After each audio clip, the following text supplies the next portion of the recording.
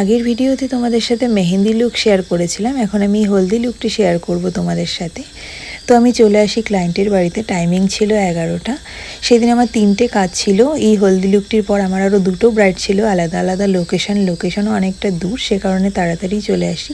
আমার ক্লায়েন্টও একদম রেডি ছিল, যেহেতু আমি একাই এসেছিলাম। আগে ড্র্যাপিং করে তারপর মেকআপে বসে যাই।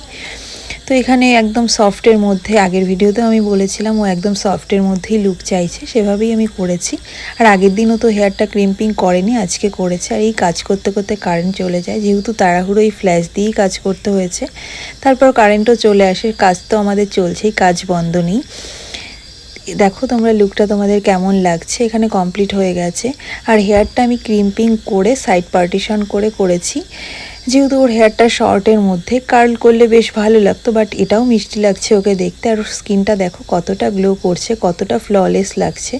স্কিনটা অবশ্যই ভালো, স্কিন ভালো হলে মেকআপ অবশ্যই গ্লো করবে।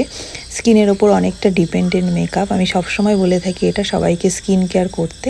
আর এখানে দেখো আমি হেয়ারটা ক্রিম্পিং করে নিচ্ছি, যেহেতু শর্ট লেন্থ আগেই বললাম কার্ল করা যাবে না। আর এটা ছিল ফাইনাল লুক। তোমাদের কেমন লাগছে জানিও, আমার তো বেশ মিষ্টিই লাগছিল সামনে থেকে দেখতে আরও। তারপর আমি কমপ্লিট করে আমার সাথে ও চলে আসে, ও ফটোশ্যুটের জন্য চলে যায়। তো ও নেমে যায়, তারপর আমি আমার যেহেতু ফার্স্ট ব্রাইড ছিল ওকে কমপ্লিট করে আমিও চলে যাই ওকে বাই বলে ফার্স্ট ব্রাইডের কাছে। তোমাদের কেমন লাগছে জানিও, ভালো লাগলে লাইক কমেন্ট শেয়ার করে পাশে থেকো। এই তো এখানে ওকে আমি বাই বলে চলে যাচ্ছি ফার্স্ট ব্রাইডের লোকেশনে। আবার নেক্সট ভিডিওতে দেখা হবে।